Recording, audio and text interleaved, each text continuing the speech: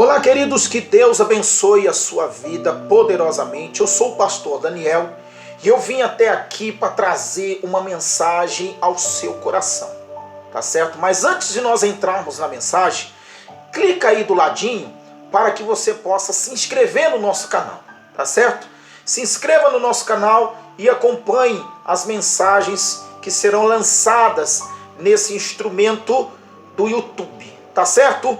Eu tenho a minha Bíblia aberta aqui no livro de 1 Reis, no capítulo 3, versículo 3 em diante, onde o título diz assim, ó, Salomão pede a Deus sabedoria. Veja só, Salomão amava ao Senhor, andando nos preceitos de Davi, seu pai, porém sacrificava ainda nos altos e queimava incenso. Foi o rei a Gibeão para lá sacrificar, porque era o alto maior. Ofereceu 1000 holocaustos, Salomão, naquele altar. Preste atenção. O que me chama a atenção nessa palavra não é o 1000 holocausto que Salomão apresentou a Deus. Não. O que me chama a atenção, ou o muito de Salomão, não é o que me chama a atenção, mas sim o pouco que muitas das vezes nós fazemos. Então, quer dizer, é evidente que 1000 holocaustos não é fácil, porque você tem que separar todas as coisas, separar o sangue, separar as vísceras, isso e por aí vai, para que a gente possa apresentar tão somente o melhor para Deus. Haja vista, Salomão subia ali para sacrificar ao Senhor. Então veja bem, a Bíblia diz o seguinte, em Gibeão, versículo 5, apareceu o Senhor a Salomão de noite, em sonhos, e disse-lhe Deus, pede-me o que queres que eu te dê. Veja só, observa uma coisa, que coisa interessante, Deus não apareceu ali para Salomão pelo muito que ele fez. Como Deus também, ele não irá responder a sua oração, querido, pelo muito que você faz.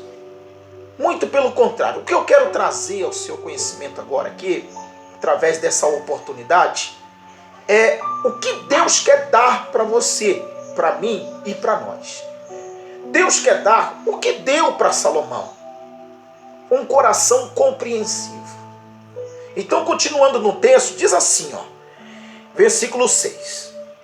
Respondeu Salomão, de grande benevolência usaste para com teu servo Davi, meu pai, porque ele andou contigo em fidelidade e em justiça, e em retidão de coração, perante a tua face mantiveste esta grande benevolência, e lhe deste um filho, que se assentasse no seu trono, como hoje se vê.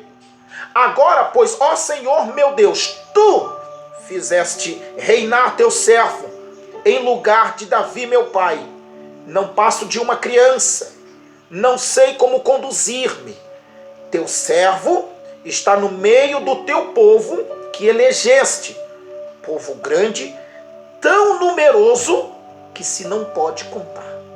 Então, quer dizer, o que Salomão falava para Deus? Olha, Senhor, eu não passo de uma criança.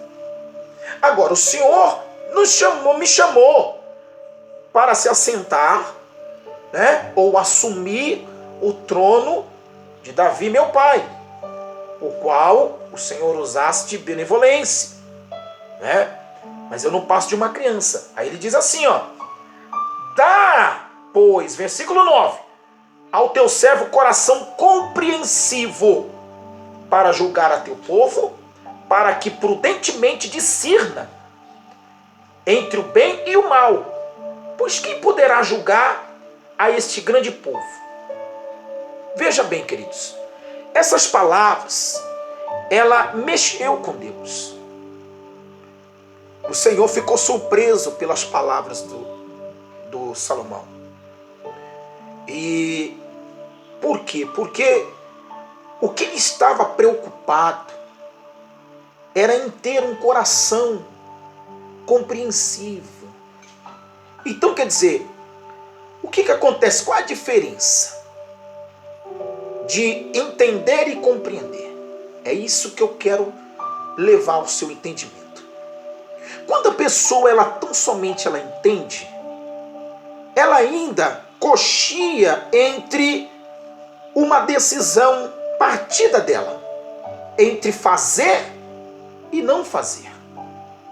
Agora, quando a pessoa ela compreende, então ela passa a executar, a fazer exatamente aquilo que ela traz guardado em seu coração.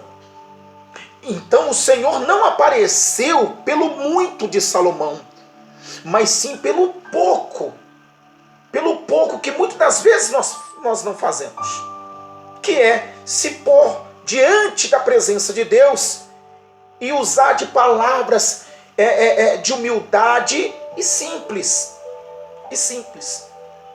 Então o texto continua e diz assim no versículo 10: estas palavras agradaram ao Senhor, por haver Salomão pedido tal coisa.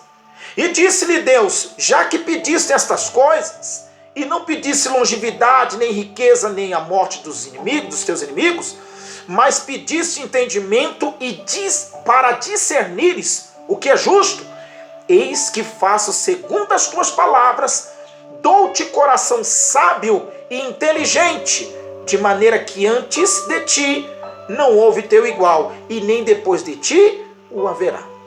Veja bem, queridos, o Senhor concedeu a Salomão o coração sábio e inteligente, ou seja, um coração compreensível, para que ele pudesse julgar, porque esse era o desejo, a vontade dele.